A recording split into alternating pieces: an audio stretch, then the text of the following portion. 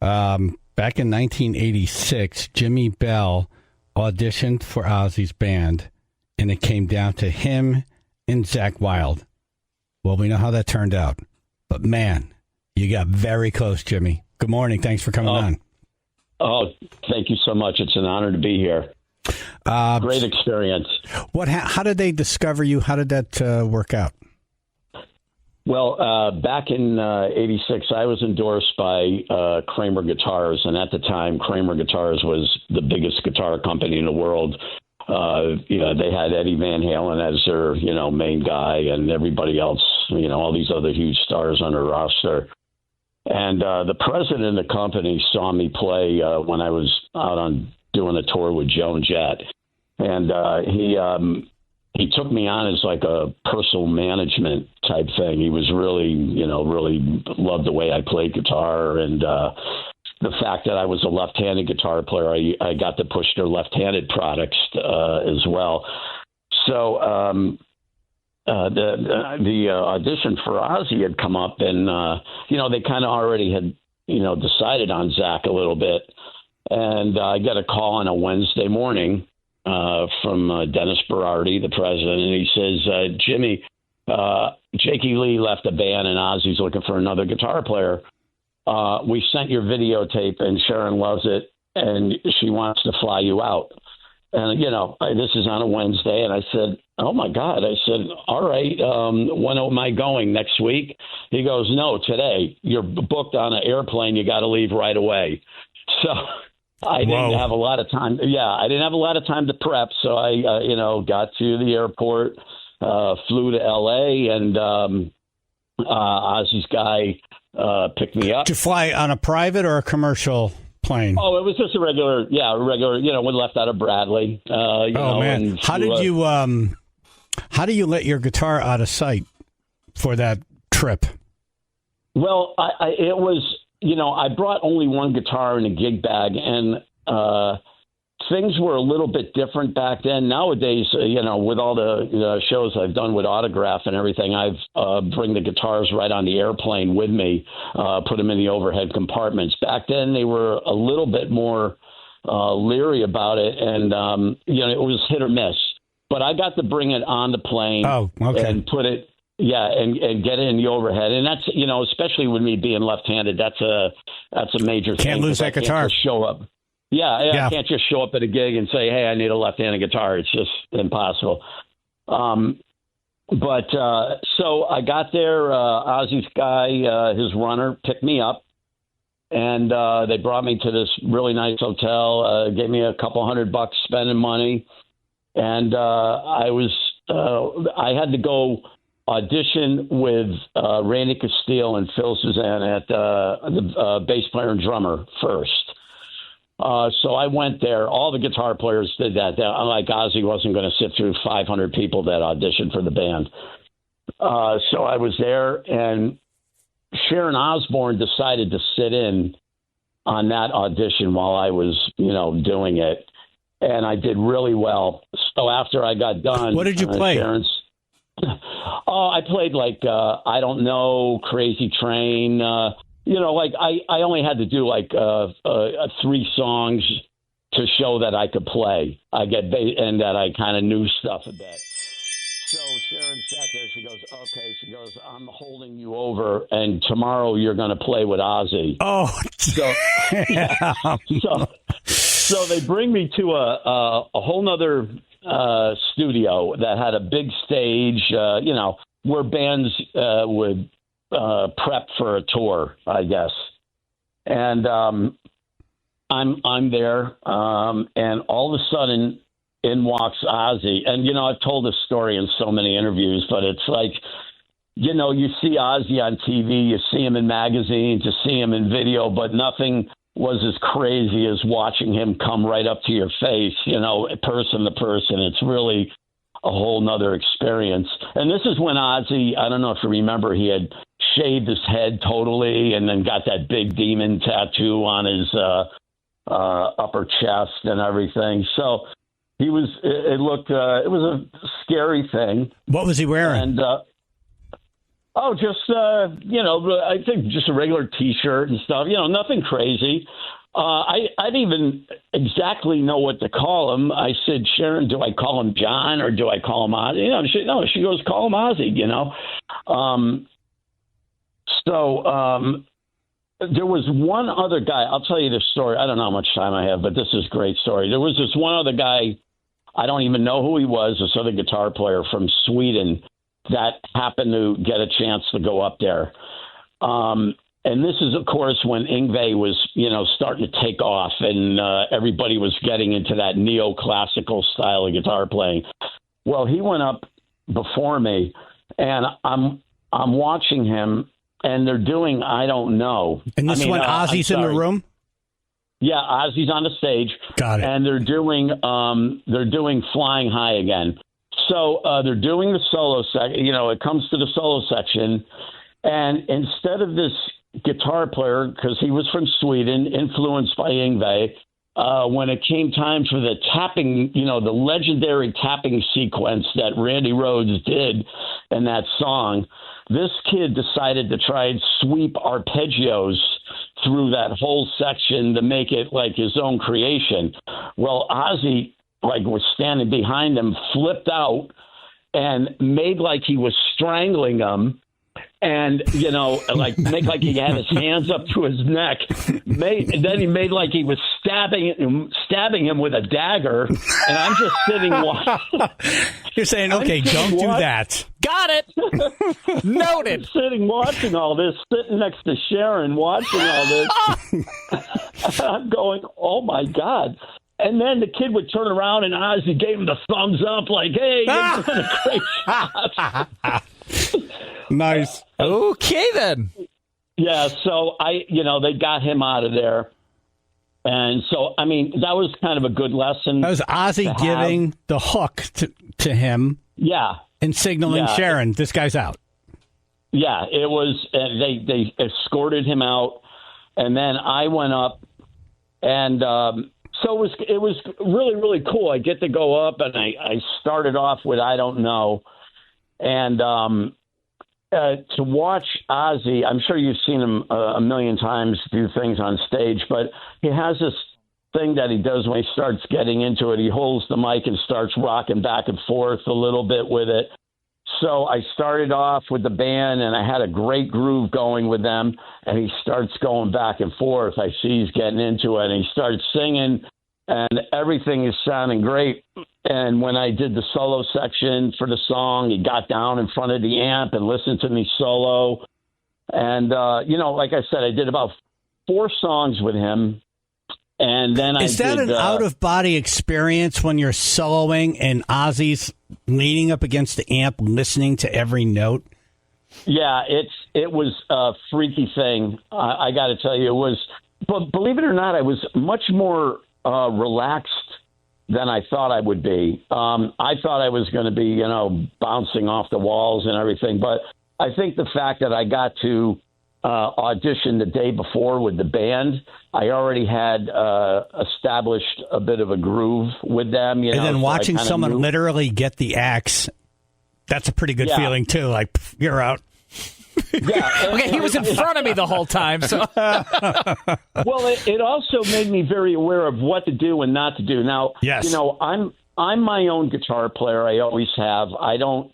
I've never been one to copy another guitar player note for note, unless there's something I really, really wanted to learn. So I did do Randy's solos basically, but I added a little bit of my own, which is exactly what they wanted. They don't need another guitar player to come in and play something note for note because that's not showing any creativity of what this person could bring into the band. But they also don't want you to reinvent the song. Right. They wouldn't want me to do something totally off the charts, and which is what you don't do. So I stuck to pretty much basically everything that was there. And then I did a guitar solo by myself where Ozzy was up in the balcony part listening. And then I was playing this fast sequence, and then I stopped, and then Ozzy would clap his hands repeatedly real fast. Oh, this is way better than the Swede did. Yeah. I got to that part of it, So Anyway, I got done with audition, and Sharon and Ozzy sat me down at the, right in the same room and said, well, listen, it's between you and Zakk. And were you aware of Zakk Wylde at the time? Yeah, in fact, I got even a story to tell you with that. So I'm at my hotel later on, and I get a knock on my door. And I open the door, and there is a very young, clean-cut, not a barbaric looking, Zakk Wylde. He looked like he did, back then. And he's holding two sodas, like two Coca-Colas. And he says, hey, I want to, you want to jam? So he heard I was in town, and I guess he wanted to see what I played like. So I said, yeah, let's jam. So he goes up to his room, comes down with this little Rockman thing with two headphones, and we start going at it, trading licks and everything. And I must have really impressed Zakk because he talked about it quite a few times in interviews afterwards. And I know for a fact that he did mention it at a guitar clinic in California. He mentioned my name, and he said, I didn't think I had the gig after I listened to this guy, Jimi Bell, play, which was very cool. Yeah, which was very, very cool of him. Hey, Jimmy, you have a minute? I'm going to take a quick break. I want to get to the point where the decision was made and you were given the news. Ozzy dead at the age of 76, and we're all mourning here and shocked, even though we knew it was coming. We didn't think it would come so soon after the Back to the Beginning concert. Jimi Bell tried out for Ozzy in 1986. It came down to him and Zakk Wylde, and he found himself jamming in a hotel room with Zakk after the auditions went very, very well. And you ended up going out to dinner with Ozzy, correct? Oh, yes. So it was that alone was a crazy experience. So, they bring me to this very expensive restaurant. You walk in with all these guys in business suits and, probably all doctors and lawyers and, whatever. It was a place where a rock band really shouldn't have been, almost if you can imagine. And of course, in comes Ozzy. And, he was, I don't even know, but he seemed to be a little, happy. I guess is the nice way to put it. So he comes in and we get a table. Of course, Ozzy probably had more money than all the people in that whole place. And we're sitting down and, we're ordering and the band is talking to me and, dinner comes out. They bring out the salads. And at the time, I used to not like little cherry tomatoes. So I said to Ozzy, I said, would you like my cherry tomatoes? And he said, no, no, I'm fine. So I turned my head a bit to talk to Randy Castile, the drummer. And the next thing I know is I see Ozzy's hand going into my salad, pulling out the cherry tomatoes out of there. It was just a funny thing, to see him reaching in with his hands and so I thought that was pretty good. Then Sharon, I think Sharon realized that she had to get him out of there. So they leave, and next thing we know... So was he eating the tomatoes, or he was doing you the favor of removing them? No, he was eating them. He took one right out and put it in his mouth.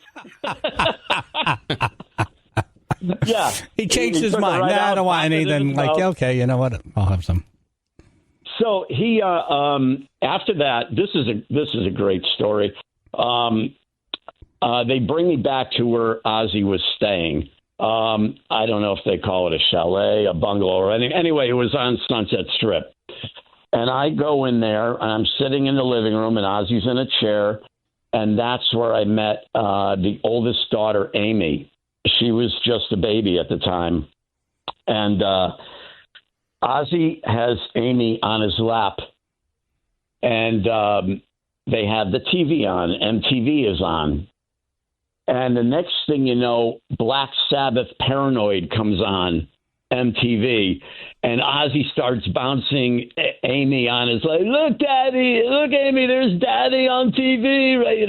Just doing the whole it was like a real moment that, you couldn't believe to watch, Amy seeing her father on the TV in a Black Sabbath video and everything. So, I mean, it was little things like that I'll always remember. I still have, believe it or not, Sharon and Ozzy's phone number when they Sharon wrote it down for me for that place. And the next thing I know, the band took me out to the Troubadour. We drove around, and I went back to the hotel. And at this point, you have to think, I think I got this gig. Well, I don't know. I mean, when I was at the studio making a phone call to back here to Connecticut after I auditioned, one of the people in the studio that was there said, I hear him talking. I think you got the gig, and my heart's, pounding through my chest. But you just don't know, because honestly, they had already started working with Zakk. And so I fly home. And I don't hear anything for like a month. And then all of a sudden, like, I never got a phone call to say I didn't get it. I just heard that Zakk was the guitar player. Now, you got to keep in mind what Zakk looked like. Zakk very much looked like Randy Rhoads. He was very he played, blonde hair, played a Les Paul like Randy Rhoads. I even had someone tell me, I mean, I know this really couldn't be it, but it could have been the fact that I was left-handed. Somebody said that to me. He said, Jimmy, did you ever think about that? Because Ozzy hated Tony Iommi at the time, and Tony Iommi was left-handed. Kookier things have happened in this music business. Like the stars weren't aligned that day, and you don't have it because of that, weird things. But I didn't hear anything, and I can't even tell you what that feeling is like when you find out that you didn't get it. The only thing I always compared it to was the Miss America pageant. I go, one girl is crowned the victor, that type of thing, and the other one is the runner-up and gets a bouquet of flowers or whatever. Right. It was one of those things where your whole demeanor changed. My heart sunk, and it was really devastating, because you almost wish you didn't get to that point, because when it gets down to just you and another person, it's very difficult. But then Sharon must have really liked the way I played guitar, because about 3 weeks after I find out, my phone rings. And there's this English gentleman on the phone, and he goes, "Is this Jimmy?" And I said, "Yes." He goes, "My name is Terry Butler." He says, "I got your videotape from Sharon Osbourne. I'm putting a new project together, and I'd like to fly you to England and stuff." And I'm going, Terry Butler. I go, "Oh my God, this is Geezer Butler from Black Sabbath." I go, "This guy's my favorite bass player in the world." And he goes, so, I mean, all of a sudden now, I'm keeping my, maintaining within the Black Sabbath camp here, So the next thing I know, Geezer is flying me out to St. Louis. He had a home there. I guess his wife, Gloria, may have had relatives there. And he flies me. And it's a whole different situation when Geezer picked me up, because Geezer actually showed up at the airport, as opposed to when I flew out, Ozzy's guy picked me up, his driver. Right. Different level. I fly to, St. Louis, and there's Geezer Butler from Black Sabbath waiting for me as I get off the airplane. And, I wasn't expecting that. He says, "You want to go have a pint?" And I said, at the time I was drinking, and I said, "Sure, I'll go have a beer with you." So we sat down at the airport, for like an hour or so, and then he brought me to his home. And, it's, you walk into artists like this, I'm sure you've seen it a million times in your life, but, there's gold and platinum albums all over the walls, everywhere. So I worked on a couple things with him, flew me home, and the next thing you know, I'm making my first trip across the seas to London. and I get picked up by a management company driver, and they bring me to this place. Smallwood Taylor was the management company out there, and they handled everybody over there at the time. Iron Maiden, AC/DC. I mean, they were huge. Hey, Jimmy, we got to get you in studio. This is an incredible story. Anytime, bring me in. Yeah, your Ruth will be in touch today. Yeah, I'm available. I think we'll have a blast. So much to talk about. Oh my God, Jimi Bell, guitarist, auditioned for Ozzy. It got down to him and Zakk. We know how that went, but man, so damn close. Yeah, it was a real honor, though. I got great memories. Right, that's and you'll always have that. Yes, Jimi Bell. Thank you. We'll talk to you soon. Thank you so much for having me on, guys. Enjoy your day. All right.